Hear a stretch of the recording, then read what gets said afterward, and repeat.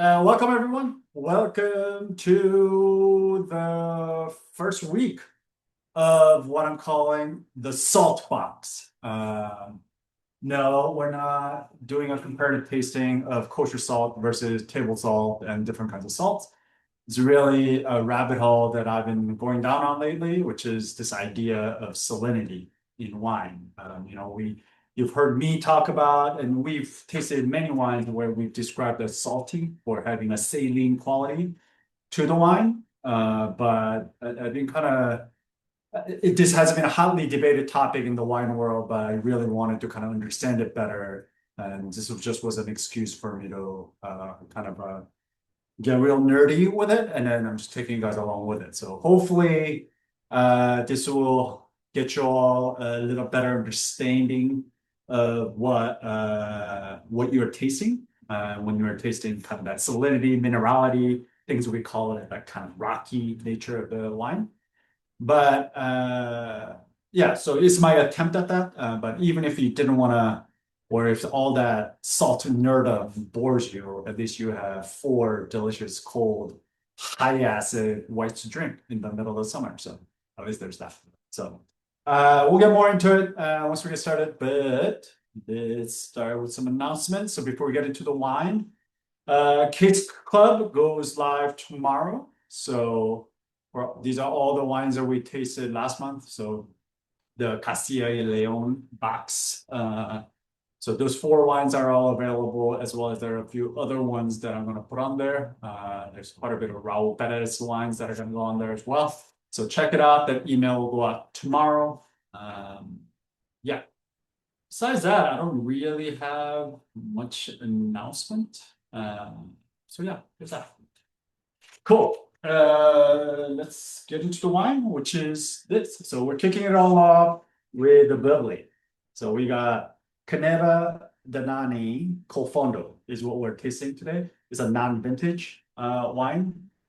I know that there's a lot of they don't put vintage on it, but it is a vintage wine. So I believe this is actually 2023, but as a general practice, they don't put the vintage on it. All right. I am actually gonna. I meant to send this out in the email that I sent out, but I'm actually putting it in the chat box now, and I'll send it out on email as well, along with some other things. So I've been reading a lot about salinity and minerality and salt in wine last few weeks, about a month or so.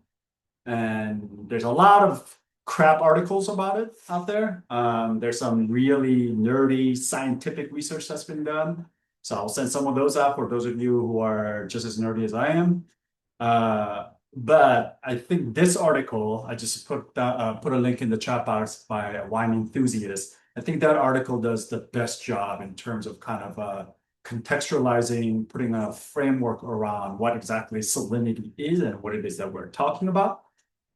But even reading through that article, there's not a simple answer to this idea of how salinity or salt gets into the wine. And from what I can gather from not only that article, but some further research, as well as talking to some winemakers and asking them questions about what they think is what causes salt in wine, is that, it ranges everything from literal salt, so NaCl, right, sodium and chloride, from being so close to the ocean and the ocean breeze actually landing some of that into the wine.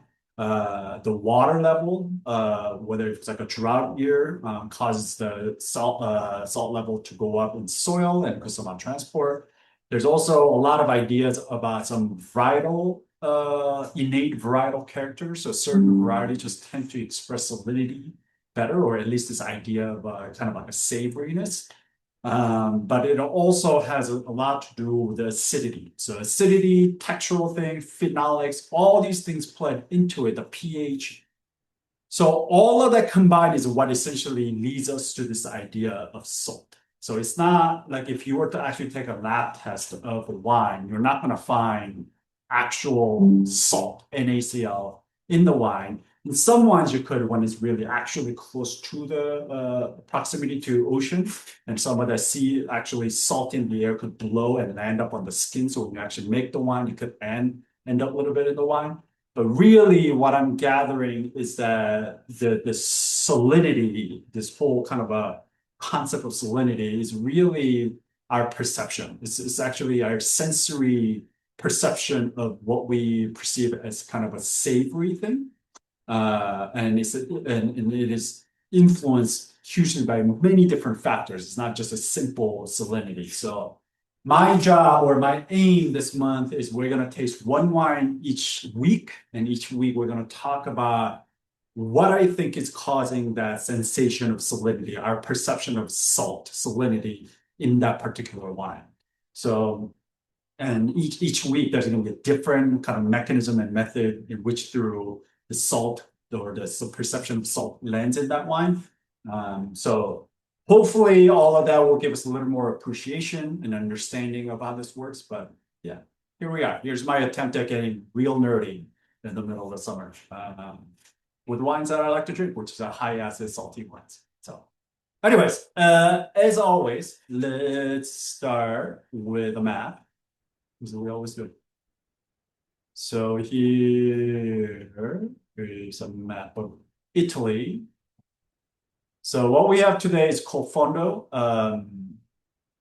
Just out of curiosity, I mean, many of you in the wine club have had Fondo, but how many of you have never had Fondo before? That's a lie, Allison. You've had a Fondo before. When have we had Fondo? The Mongarda, if you remember, the prosecco producer.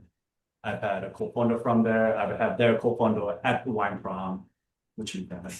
Really? Yes. But that's okay. Well, so never mind. Apparently, I've had it. It clearly left an impression. Yeah. But anyway, so if you're not familiar with what Fondo is, essentially it's the OG Prosecco. It's Prosecco before this industrial kind of a Prosecco machine that is, so just to give you a context, Prosecco is the fastest growing category of wine in America. Americans are drinking more Prosecco every year than any other wine in category as a whole. So Prosecco is growing really, really fast. And unfortunately, a lot of what we think of as Prosecco is that kind of like fruity, kind of sweetened, that sparkling wine that you find on a grocery shelf, like La Marca, or if you go to like a bottomless mimosa brunch, and that's where you mix into a mimosa, right? But and it's a massively kind of a commercially produced mass product. But Fondo and that is really clean. It's perfectly filtered, perfectly fine. It comes out completely translucent. There's really not much of character. It's just kind of a sparkling, little bit of fruit, and then just a bunch of sugar added just to make it more approachable. Fondo, however, on the other end, is made completely differently. And so OG is the way that this area used to make sparkling wine before it became what Prosecco is now. So it was initially made as a farmer's beverage. So they used to, all the farmers, the grape farmers here, they used to make this beverage for themselves. And it's essentially the best way to, or the, best way to think about it is penna, essentially. So Galera is a grape variety that's grown in this Prosecco region. And then Prosecco goes through what's called tank or Charmat method, which is almost all sparkling wines. This is a review for a lot of you. Sparkling wines, you have to go through 2 fermentations. So there are kind of 3 different ways to make. I should say, 3 different ways to make sparkling wine. So one, the cheapest way is essentially it's like a soda gun at a bar. You make the base wine and then you essentially pump CO2 into it and it gets carbonated like soda.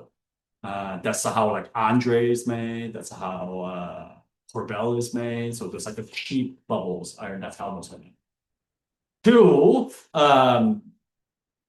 is a Charmat method. which is the same thing as a Martinoli method, tank method, or prosecco method, which is that it has to go through two fermentations. So one, the wine is made in a big ass tank, like a stainless steel tank, and then you you make the base wine in a stainless steel tank, and then you add sugar and a yeast in that tank. And when the sugar and yeast that's essentially what happens. When the yeast eats up sugar, it pees out alcohol and it farts out CO2.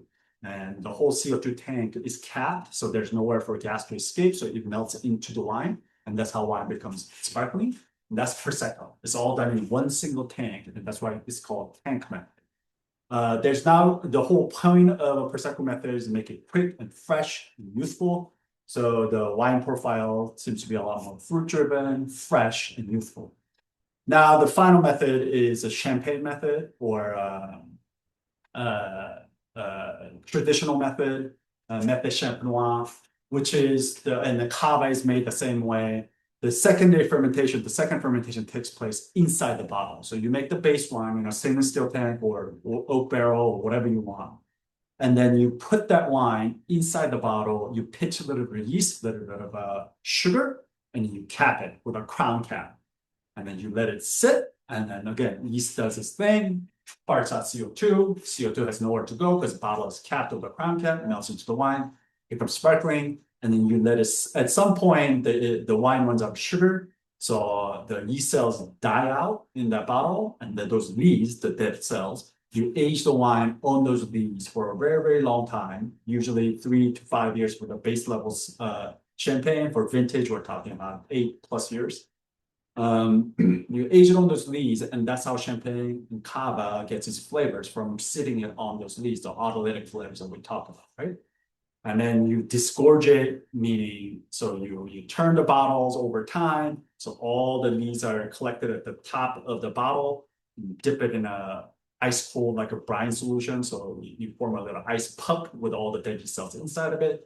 You pop that crown cap open, it shoots out that puck, so it gets rid of all that lees, and the wine becomes clear. You top it off with a little bit of a base wine, as well as you can adjust the wine sweetness. It's called dosage at that point. And then you put a cork in it, you cage it, and you further age it in that bottle. And that's how champagne and cava are. So those are kind of like the three big methods. But these days there's actually a fourth method, but this is actually the original method of how sparkling wine is made, which is method ancestral. And this is how pet nats are made. Pétillant natural, which is a French term. And that's exactly the same way the Fondo is made. So Fondo and pet nats or method ancestral only goes through one fermentation. So it's basically you start making the base wine, and before the base wine ferments out completely dry, so there's still some residual sugar left in the wine, is actively fermenting, you bottle. You put that fermenting wine into fermenting inside that bottle. And that's essentially how pet nats are made. That's how Fondo is made. And so that's the big difference between prosecco and a Fondo. So prosecco is fermented twice. It's done in a tank, and then it's filtered, fined, and then lees are removed. It's disgorged before it is sold. Fondo is method ancestral, so it's a single fermentation. It's almost never disgorged, so there's always going to be some sediment on the bottom, and that's what makes it cloudy. Fondo literally means on the bottom, so it's again, it's more rustic. It's kind of original way that it was made. And in the 70s, 80s, Fondo really fell out of fashion because all the industrial method of prosecco came in. The demand for prosecco, that clean kind of prosecco, went up, so everybody started making that prosecco. But it's the producers like the one that we're featuring tonight, as well as a group of producers that are the ones who really decided to revive Fondo and start to bring it all back. So it's right around the 80s, 70s, 80s is when Fondo started kind of coming back into fashion. But for the longest time, it kind of completely fell out of fashion. For me, I've always liked Fondo. I think as somebody who also doesn't like unfiltered or filtered or refined wines. I just think it gives a more textural as well as a flavor characters. It's just more interesting. So, anyway, so that was a quick that was the introduction to Cold Fondo.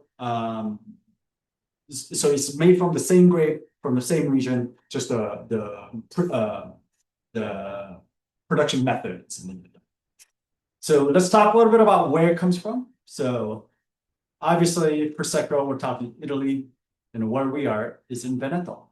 So just outside of Venice, this whole area, starting from just outside of Verona, just to the left of Venice, actually going into Friuli, which is this yellow area, this whole area falls under the very expansive 20,000 hectares under vine kind of an area called Prosecco region. So if you look at the next thing. So if you look at Prosecco a little bit more closely, so Prosecco in Italy, even though I mentioned that it further goes into Friuli, but it's really is right here is what we're talking about. Just under the Dolomites, right? This is a Trento Alto Adige, so Dolomites are right here. So it's just under the Dolomite, just outside of Venice. This is what we're talking about. And then if you look at that Prosecco region a little more closely, this is what it looks like. So Trieste, which is the city right here, right? You see it right here.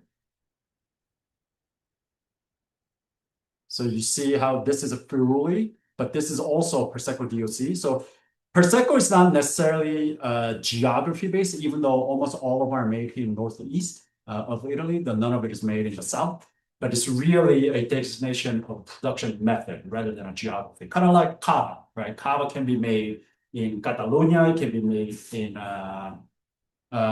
in Rioja, it can be made in many different places, but it's more about the production method and the varieties that are used. And Prosecco is kind of the same thing. So not only is it made in Veneto, it's also made in Friuli. But so base level, kind of regional level Prosecco, goes into the Friuli, also the outlying area. But this is much flatter. This is pretty much where you're gonna find all of that La Marca groceries, shelf Prosecco, kind of a characterless kind of wines are made in all these areas. But then when you go into right in the middle, the center of it, around the town of Conegliano, Valdobbiadene, this is how it's pronounced, is where we are. Conegliano, Valdobbiadene. It is an epicenter of Prosecco. It is considered, and it gets really hilly here. It's really mountainous once you get into the middle of it. And then the Valdobbiadene is kind of like the highest quality region. And then there's smaller regions called Cartese, and then smaller region called Asolo, which also has their own DOCG. So these are the only three right up in the hills. Prosecco Hills are the where you're gonna find DOCG. Everywhere else is a regional, just DOC level Prosecco. So if you're gonna look for the best quality, best bang for your buck, or just best quality Prosecco, I would highly recommend checking out these two regions. The Asolas are quite harder to find, but you can definitely find some Cartese. You can definitely find some Valdobbiadene, but obviously Prosecco find everywhere. And where we are this week is right here in Valdobbiadene, Coneglino, Valdobbiadene.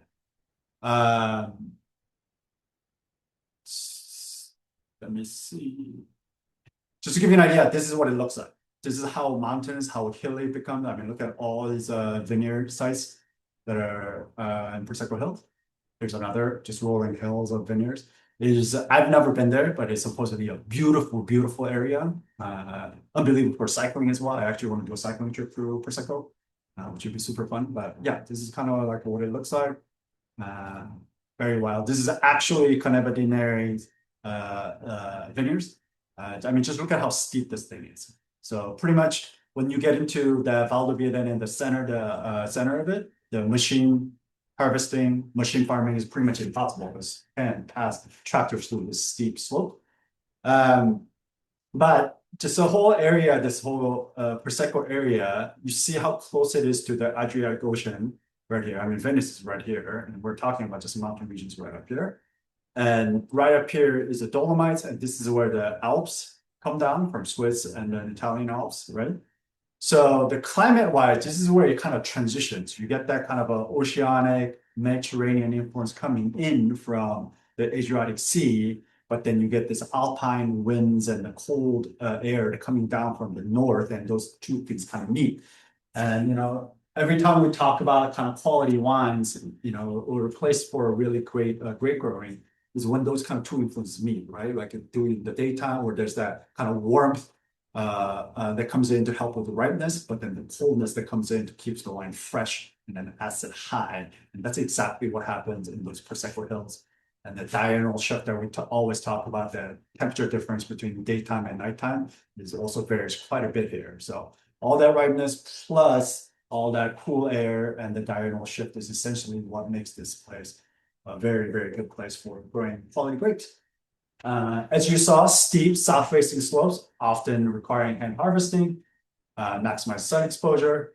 The soil here type is there's a lot of different types depending on where you go. So even the Asolo versus Cartese versus Valdo Villarene, they're all kind of different. But we're talking a lot about sedimentary places, a lot of clay, a lot of limestone, high mineral content from kind of a glacier water that used to exist in this area. So very, very different kind of area. Very iron-rich clay also exists here. But yeah, so depending on where you are, it's very different. But where we are today, we're talking about limestone and clay is what we're talking about.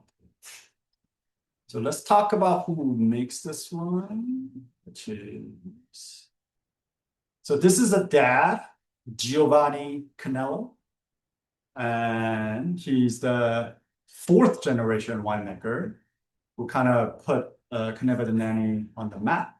But this is the guy who's carrying on the family tradition now, which is the Massimo Canello. This is the son who carries on the family tradition now. By the way, the name, the Caneva de Nani. So Nani is Giovanni's nickname, the dad's nickname. And Caneva in Venetian dialect apparently means shady spot to sit and drink wine.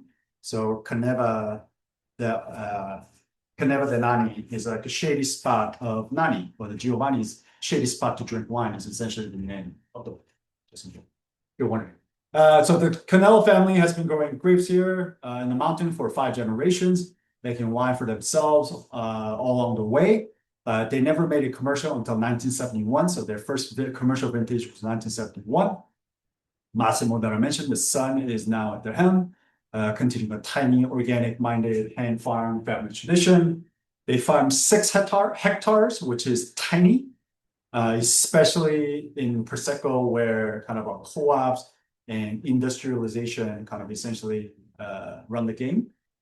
But everything is fully organic, even though they're not certified. No herbicides and no synthetic pesticides are ever used. And then winemaking is kept very minimal, as pure as possible. So we're talking about a very small, family-owned, very traditional, just the way that the wines have been made here for centuries, and keeping up the tradition. It's a tiny, tiny, small family winery.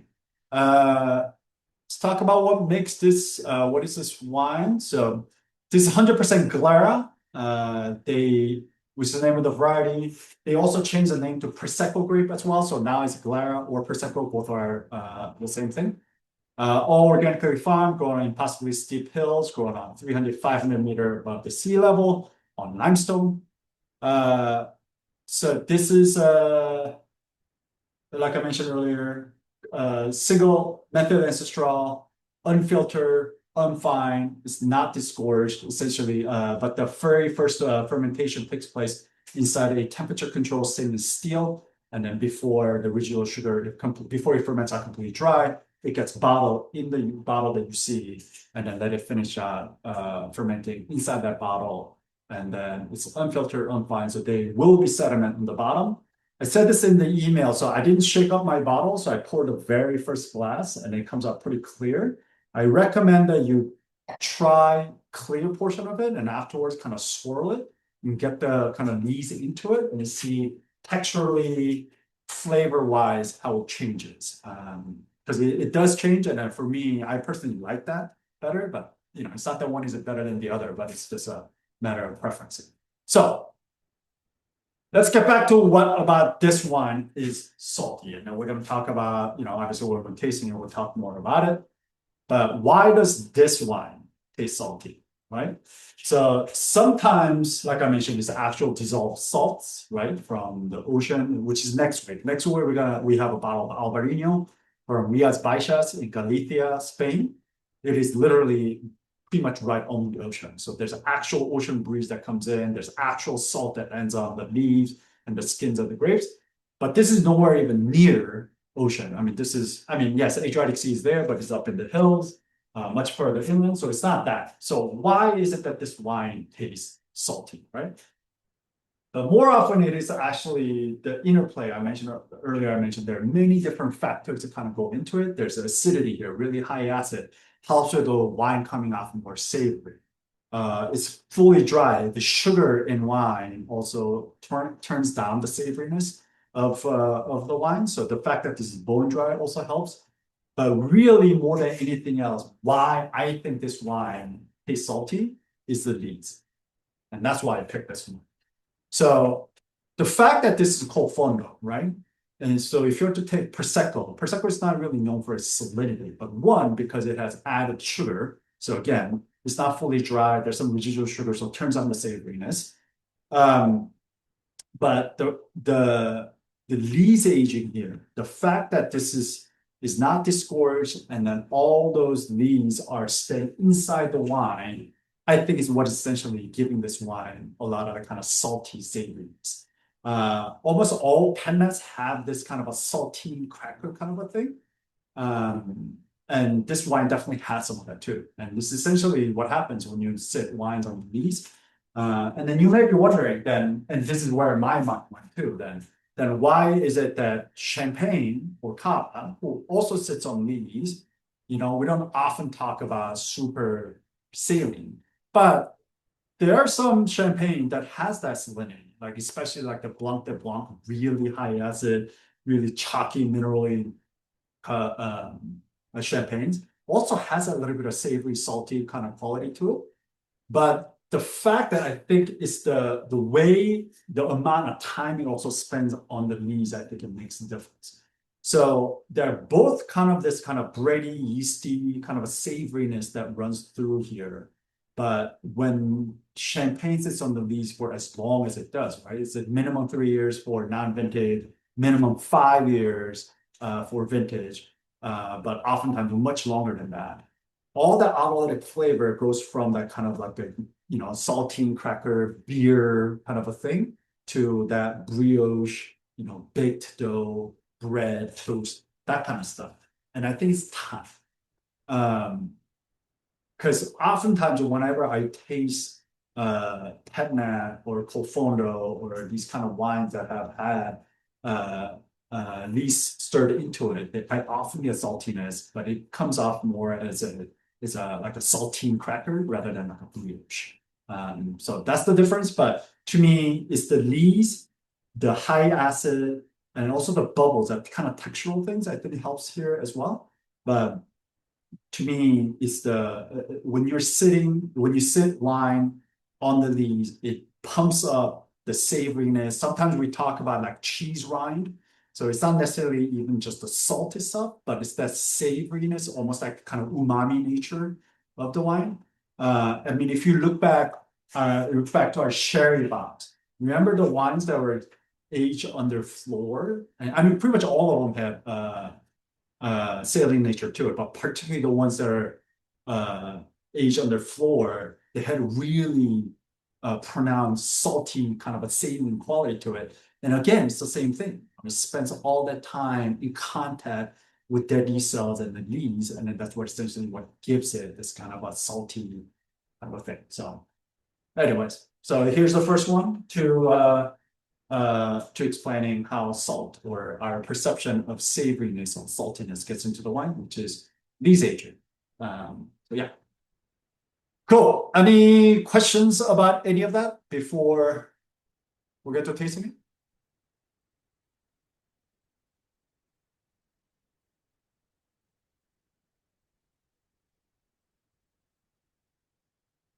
Cool. Let's taste the wine. Who wants to take the appearance?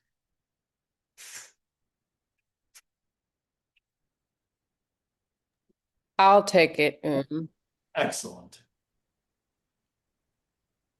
Although it might be kind of tricky. Um, okay, so my wine is clear. And maybe it Yeah, would be different if I had done this is my first glass and I didn't do the shaky thing, so yeah, maybe that would change, but right now it is clear. yep. I would say it's pale. Yeah, that's not a whole lot. Yeah, it's like I'll call this like medium minus pale. Yeah, it's not a whole lot of color. Yeah, agreed. I would say it's lemon. Yep, agreed. And it has pétillance. It has bubbles. I mean, I guess you would just say they're straight bubbles. Yeah, it has bubbles. Do you guys see how there's this kind of like almost like a beer foam, like a head on the wine? This is almost always the sign of either the tank method or a method ancestral. Uh, the traditional method wines, cava, champagne, you rarely see that. You see that it's very persistent, very tiny little specks of bubbles, persistent bubbles that are coming up. But whenever you see this kind of like a foaming up of the wine, gives you some clue about the how the bubbles got into it. But yes, I am also noticing bubbles in my wine. Yeah. Excellent. Easy peasy. You get to pick the next person for the nose. I'm not gonna pick on Joe just because he's on camera. I'm gonna pick someone who's not on camera. Yeah, I also love there are only two people on camera. Come on, guys. I'm gonna try to lure other people off of camera. Oh, so many of my favorites are on today. Oh, there's Dave. There's It's Dave. been summoned. You got it, Dave. It's good to see you. All right. Wait, so is it Joe or is it Dave? Who's in the nose?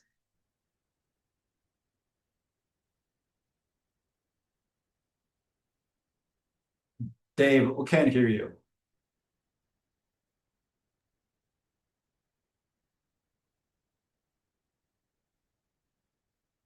You're muted now.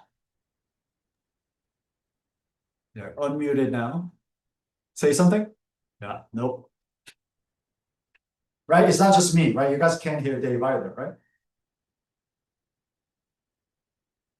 Nope. Wait, is it just me? How about now? Oh, I can hear you now. Phew. Sorry about that. Excellent. No, we couldn't hear Perfect. him either. Let's go to nose. Um, I would say, despite the lees, this is clean. Yeah, this one is clean. This one is sound.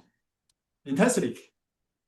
Um, as you know, I'm not a bubbles guy, but I would say this is a medium, maybe to medium minus.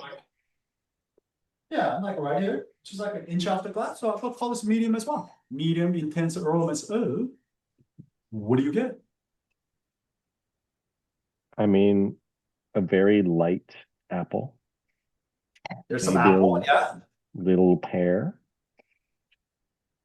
I don't get a ton, even though I would want to smell it, of any citrus. Maybe a little bit of like a very unripe apricot. Yeah, there's definitely some stony kind of a thing, Mhm. peachy apricot thing.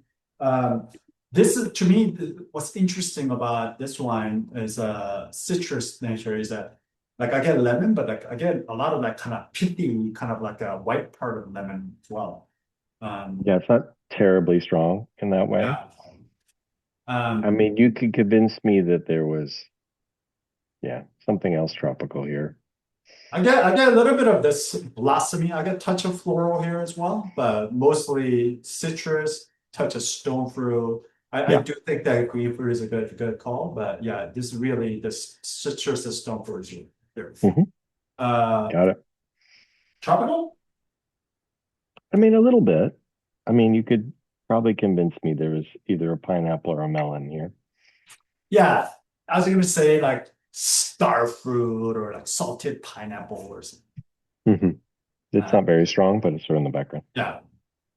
Red fruit, black fruit? Nope. Nope. Nature of the fruit?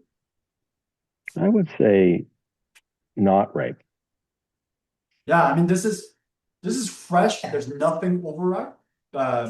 Yeah, I'd say this is like the beginning of the season ripe. Yeah. Right? It's just coming into a peakness. There's nothing underripe about it. Like I don't get like really like greenness, but it's not like super ripe. Mhm. Herbaceous herbal? I was expecting some, but I don't really get either of that. Maybe a little on the mint side, or some sort of herb, like maybe it's like a fennel or something like that. It's not really listed here, but it is. Yeah, nothing super strong, but there's something in the Yeah. background. Yeah, like I don't know why my mind goes to like the green leafy portion of the strawberry. But Yeah, no, I think that makes some sense. yeah, something like that. And just Yeah. touch it, not a whole lot. Yeah. Any spice, any minerality?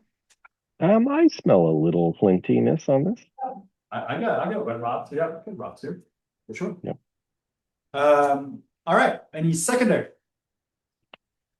I wouldn't say the nose on this is particularly complex. Maybe there's a little bit of bread on this just because of the nature of it. Yep. It's not super strong to me. Yeah, I get a little bit of that. I mean, because maybe power suggestion because I said that during the presentation, but like that kind of like saltine cracker, like the white cracker kind of a thing, little bit meaty kind of a thing, for sure. And maybe a little vanilla, which is odd, but little bit of what? a little bit of vanilla for me, even though it shouldn't be. Vanilla? Oh, okay. Yeah. Interesting. Yeah, I don't get much of this oak or MLF sign of that, but I do get definitely like a biscuity, bready, beery, kind of just a touch of that kind of thing. Any tertiary? Again, I think this is pretty fresh, so not Yeah. really. Well, cool. Perfect. You get to pick the next person for a palette. Any volunteers, folks, or I'll just start randomly calling people.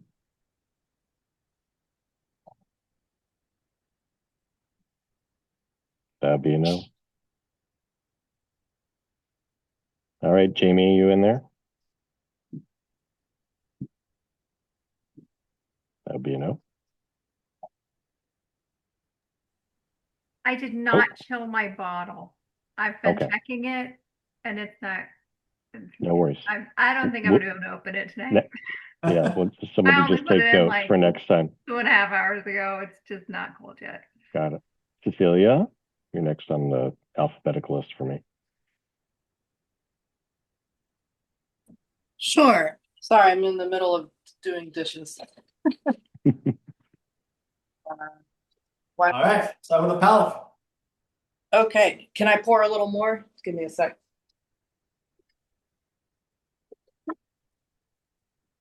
I really like it.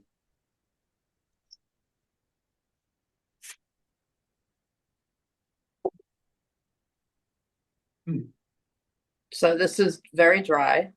It's bone dry. There's no sugar on this whatsoever. Acidity. To me, it's medium plus. It's pretty acidic.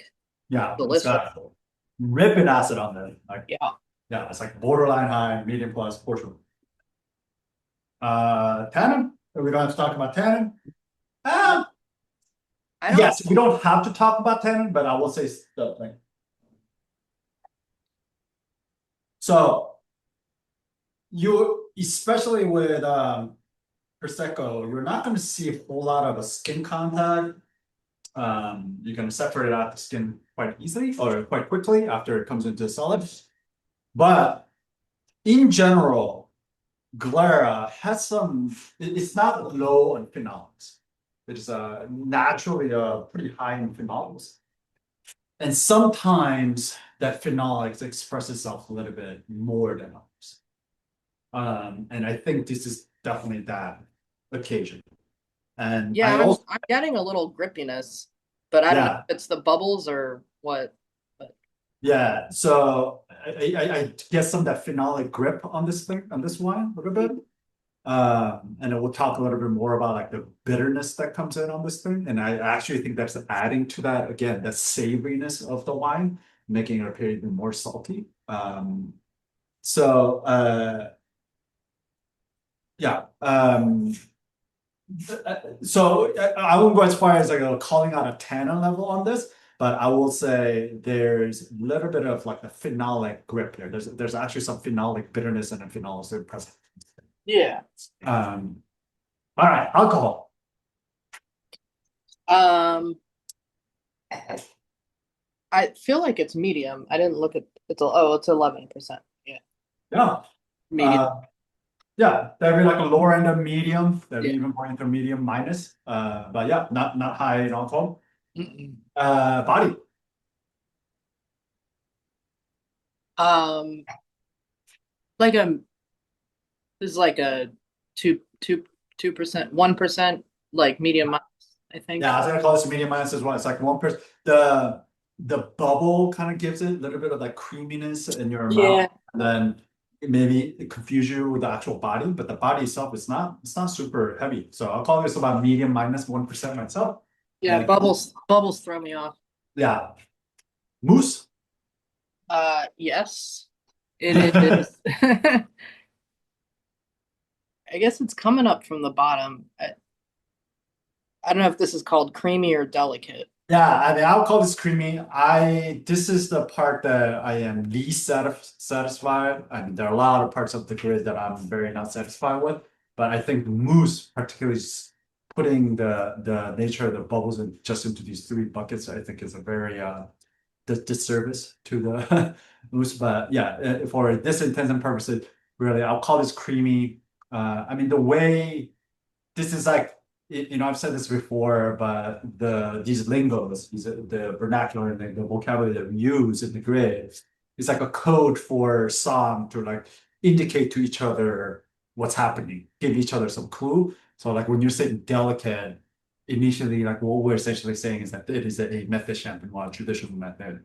Bubbles, creamy is the tank method, the prosecco charmant, martinelli method, and then aggressive is like things like the Cordell or even Petman, the things just haven't spent a lot of time Yeah, on. it's not pet natty. Yeah, I won't call this aggressive, but I'll call this Yeah, flavor intensity. it sticks around a bit. Not the length, but the intensity. Like how intense are the flavors?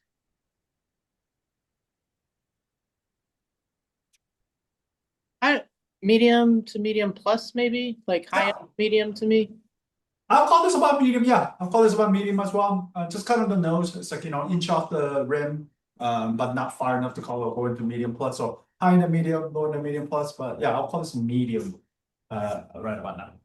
All right, so medium intense aromas or flavors of. Do you confirm everything that Dave called out? Is there anything else that sticks out for you? Yeah, I don't taste anything different than what was already called out. Yeah, I get there's a lot more like aromatics that I get, like even on the nose, like I get a little more of the floral, like a blossomy kind of a thing. But everything else is totally dead on of what you call that, like lemon, the pith, the little bit of that kind of like stone fruit. Mm-hmm. The nature of the fruit seems, like just like underripe, but like not like super ripe. It's like Super ripe, yeah. it's like just right into coming into the season kind of ripeness, Mm-hmm. fresh. I do get like a touch of that like strawberry leaf. I don't know why, but yeah, I'm getting some of that. There's definitely some. You know what? It reminds me of like strawberry mint a little bit. Yeah, I can Maybe see that. maybe because I'm growing some, but yeah. Yeah. Um, and then there's a minerality thing here, like I Yeah, definitely get some of that kind of chalkiness, the like limestone chalkiness kind of a thing for going sure. on here. Yep. And then the savory edge, this is where the salt or the savoriness comes from. Like Mm-hmm. that easy kind of like saltine cracker kind of a thing. Saltine Yeah. cracker, like a lemon pith. So kind of what I get. Cool. And then the length. Oh, yeah, it's I think it's sticking around a bit. I was gonna this is what I was thinking. Yeah, high end of medium, I think, for me. Yeah, I'll call this about medium. Again, high end of medium, low end of medium plus, but I'll land on medium as well on the length on this thing. And then just going back to the the salinity thing here. I definitely do get salinity on this thing, but it's like there's also at the end, there's a going back to that phenolic, like there's a touch of bitterness on this wine. I think that is essentially what's actually lifting the savoriness of the wine even more. You know, we've talked about this idea of VA, like volatile acidity, lifting the nature or character of the fruit.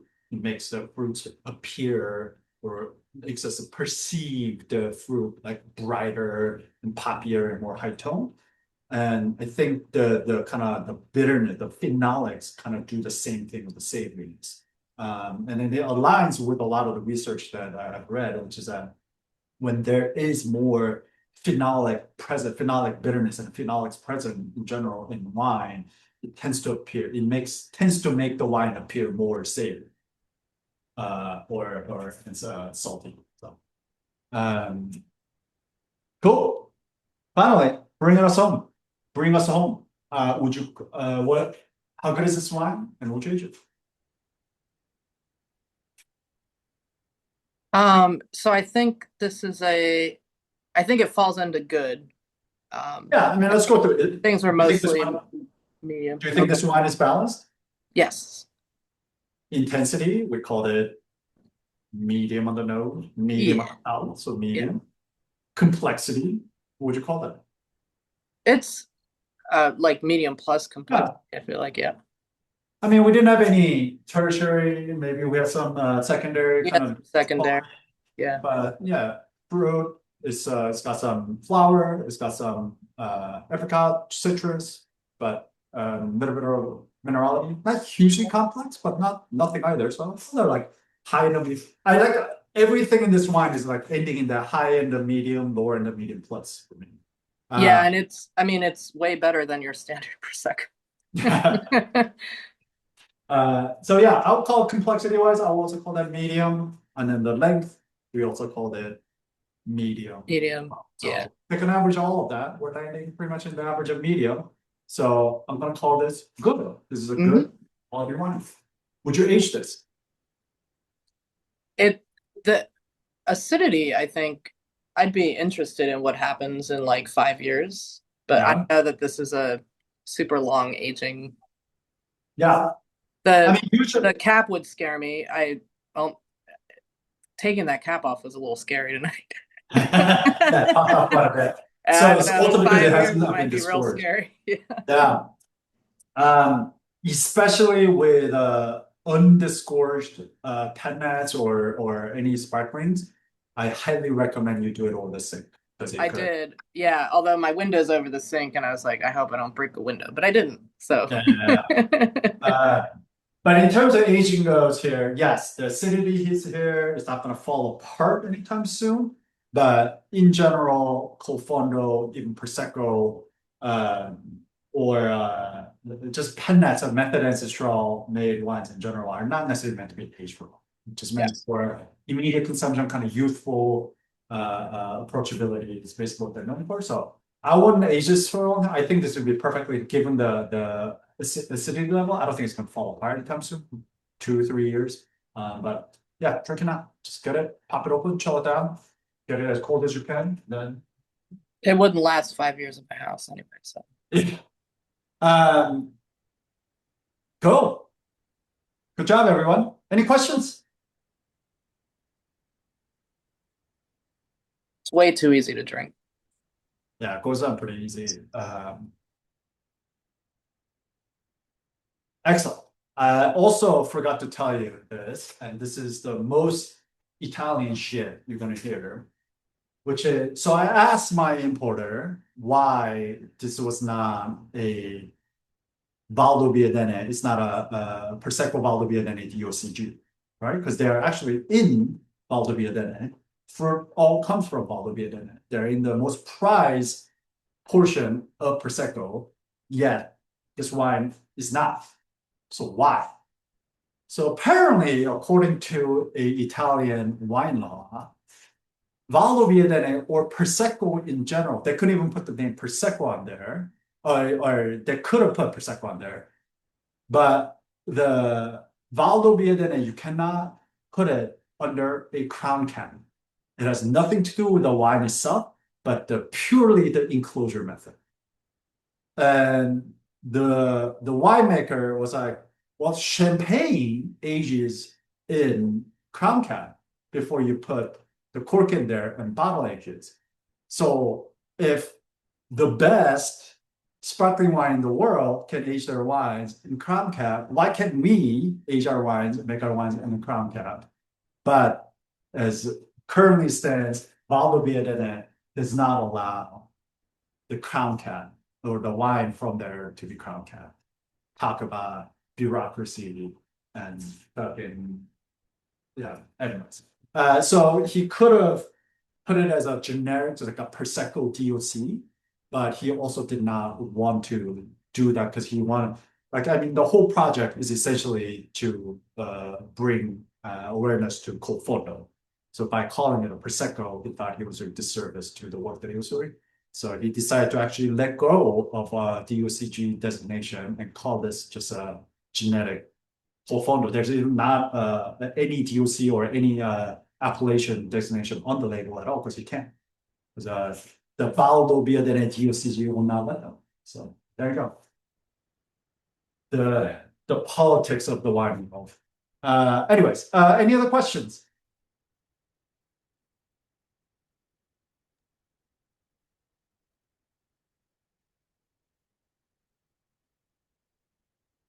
No? Okay. Did you guys like this one? Just out of curiosity? Did anybody not like this one? I mean, you mentioned Blanc de Blanc to me, and this tastes like a Blanc de Blanc. This tastes like Blanc de Blanc too? Yeah. No. Oh, okay. I mean, Blanc de maybe. Blanc just means it's made from white grapes, but if you're talking about champagne Blanc de Blanc. Yeah, no, I mean, this reminds me a lot of it. Sam, tell me, what's up? What did you like? I feel like a lot of these kind of like salty wines that we've had have grown on me as I've drank them. And I'm now on my second glass. I did the swirl and it is growing on me. But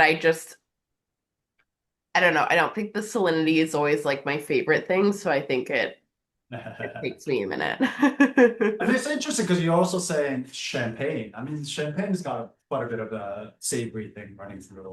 I feel like there's like a lot of minerality, but not that tastes like briny to me. Like Yeah. this, like almost tastes to me like there's like a little splash of like seawater in Yeah.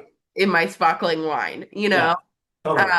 And like I said, it has kind of grown on me as I've been sitting here drinking it, but for me at least, like the um champagnes that like we drink, I don't know that I've like really registered a lot of salinity in them. Like that's not like the kind of minerality that I feel like I get, you know? Yeah, no, I told you like earlier I was saying like one goes to like saltine crackers, the other goes to like brioche. It's like a different kind of expression of the same kind of yeast aging, but I think it has stuff to do with. Okay. And it's growing on me. I don't know. Yeah, I mean another thing about these kind of very salient quality or wines with the salient quality is that to me it makes you crave food more. Like the wine itself makes you want to take a bite of something salty, something briny, which I think, having grown up in the restaurant setting is always something that like I think about, like pairing settings and like how to make the wine make you want to eat more and how to make the food make you want to drink more wine. So like that kind of way. So I mean I also just love salt. Just No, a salty food I feel like can make the wine taste less salty too. Like I don't have anything with me tonight, but Yeah. like the last salty wine we had, I was eating like a particularly salty cheese with it, and I was like, Okay. as I ate, I was like, this wine is tasting less salty, and I'm liking Totally. it more. Totally. So Absolutely. And we'll get into this concept more later in the month, especially when we get to the Etna Bianco.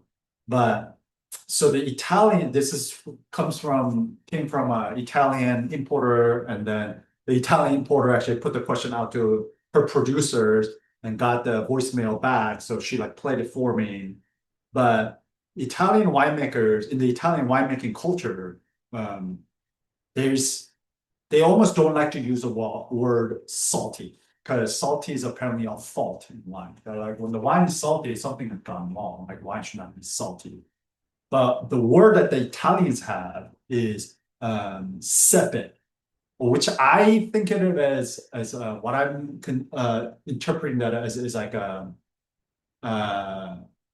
like a savory, almost like a umami, right? Like they consider like all of our wines, especially the ones that are grown in Etna on a volcanic soil, has this they call it sapidity um, in them, which I'm interpreting that as that like savoriness, but it's like savoriness and the saltiness, they almost see that as two complete different things.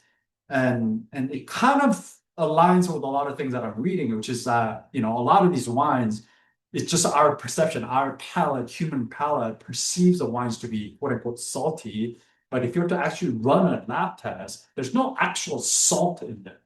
So why is it that we perceive that wine to be salty? And that's kind of like the big question that I'm trying to answer this month. And that's the rabbit hole that I've been going down on. But like even like tonight's wine, like a lot of the lees aging makes this wine. There's a lot of like savoriness about this wine, and it's not like to me that I actually do get solidity. Like I actually do get salt in this wine, but again, like if you were to run a lab test on this thing, there would be no actual NaCl. There's no sodium chloride in this thing. So, how is it that this is coming off salty? Again, I mentioned it's the lees aging plus the acid plus the phenolic bitterness bumps up the savoriness even more. That this being bone dry. So there's many, many factors, but I think the key thing here is the lees aging. So let's give it. Anyways, hopefully that makes sense. Any questions? Did you guys find this wine salty? Just out of curiosity. yes, and I think Joe was in the chat. I don't know if he saw that, Un. How did you go about picking this month's wines? Perhaps just as we mistake acid for sugar, we mistake umami for salt. Yeah, so that's exactly that. I basically picked kind of a few categories. One, from everything that I was doing, the leaves, amount of like aging on the leaves seems to have an influence. The frustrating part of the wine world is that nothing is so isolated. It's not like a scientific kind of experiment where you can really change one variable and see how that changes the wine. But like everything, so it's really hard to do it that way. But I try to find wines that are affected by lees aging. So I went with this called Fondo. And then there's actual proximity to the ocean where there would actually be the presence of sodium chloride present in the vineyard, which is next week, because Baixas. And then what's the third week, which is the actual minerality, the actual soil type of how that gets into the wine, and then how that makes the wine appear salty, which is the Etna. So we're gonna talk about volcanic soil Etna in the third week. And then the final one is actually Virginia. This was actually a big surprise for me as well, which is not even near the ocean. It's nowhere. There's no, like the super minerally soil type, but there's a clear sense of salinity in that wine. So like, where the fuck is that coming from? And it's still a bit of a mystery to me, but that's where I got the idea of one of my wine reps also makes wine on the side, and he was the one who was telling me that he thinks certain wines, certain grape varieties are just innately expressive savoriness better than other grape varieties. And that may have a lot to do with this phenolics, and it may have to do, with the acidity level and all of that. But he makes wine in Virginia as well, and he's like, particularly Petit Manseng, he believes has that kind of quality about them. So I was looking for a Petit, like where am I gonna find Petit Manseng? I could have got the Jurançon in France, but I was like, Virginia, and he happened to have a wine in his book for Virginia, so I tasted it, and I was like, wait, why is it salty? Like I still don't get it, like the winemaking, there's not extended lease aging here. It's not near the ocean, it's not going volcanic, yet there's a clear salinity here. So like, what is happening here? And the only thing I can explain is that maybe it's just the grape variety itself has some of that. So anyways, so yeah, I try to go from these kind of like a four categories of what I think is what big kind of factors in creating salinity in wine. And then I ask my reps and importers to find the wine that kind of fit into them. So how about perhaps just as we mistake acid for sugar, we mistake umami for salt.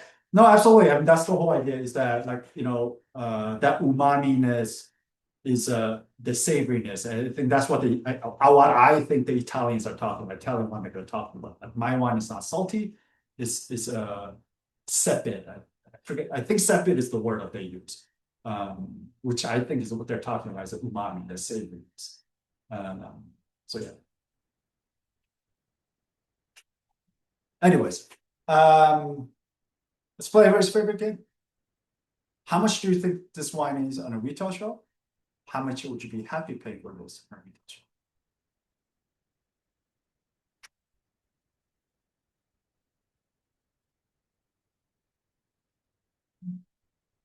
25, 28, 28.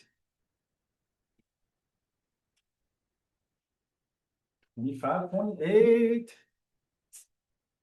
All right. 2020. Okay. Well, nobody got it quite close, but the closest one is 15.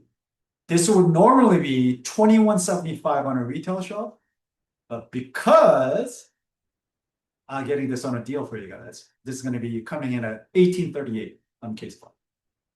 So I don't know. When La Marca is fucking $15 in a store, and this is $18.38, I will spend $3 more to drink this all day. That's all I'm saying. All I'm saying. Yeah, so oh yeah, just also out of curiosity, how many of you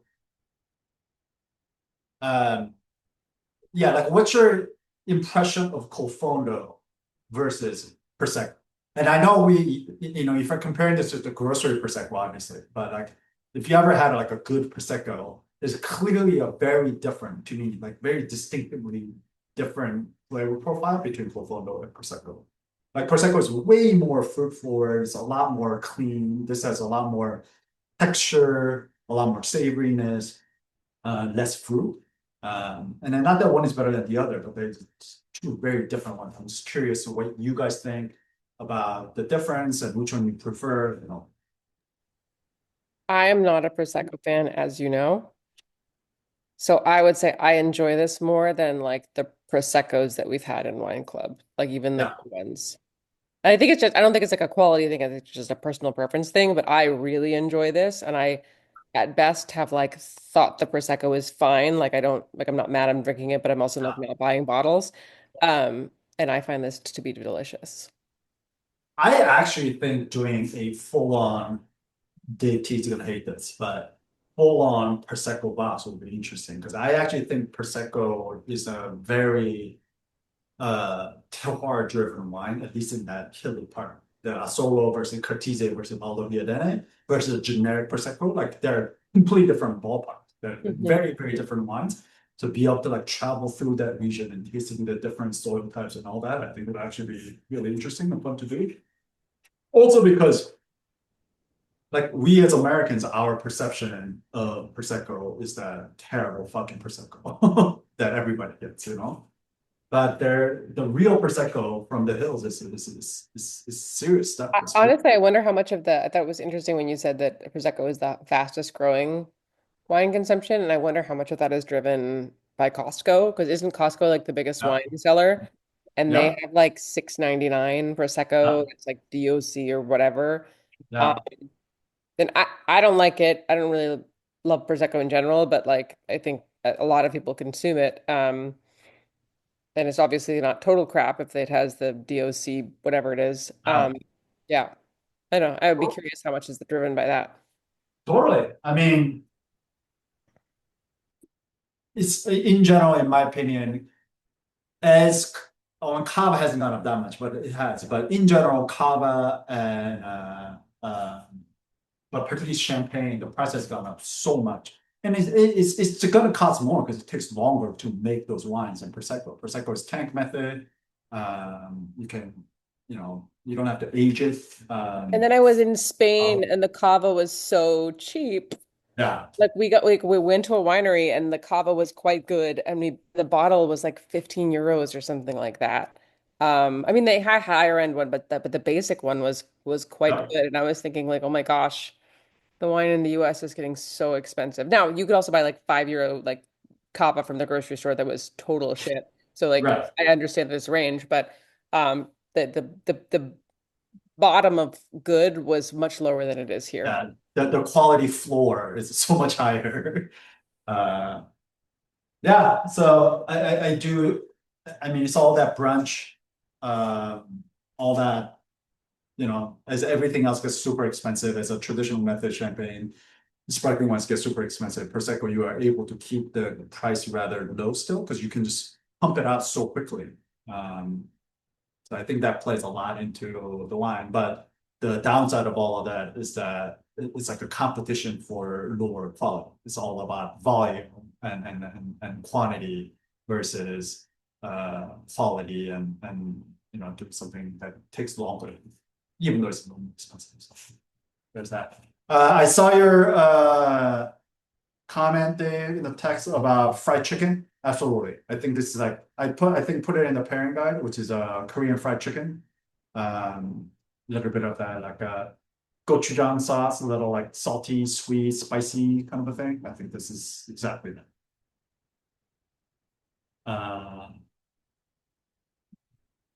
You can do that, but people will have to, yeah. I don't think you're gonna have to have trouble finding people to come over and drink all your bowls. Um,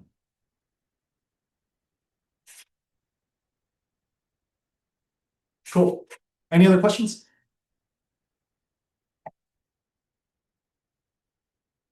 It's fine. Lovely. I fucking love this one. It's so good. So easy. It's also 11%. It's like you can drink the whole bottle and you'll be fine. All right. While hearing none, I'm gonna stop the recording.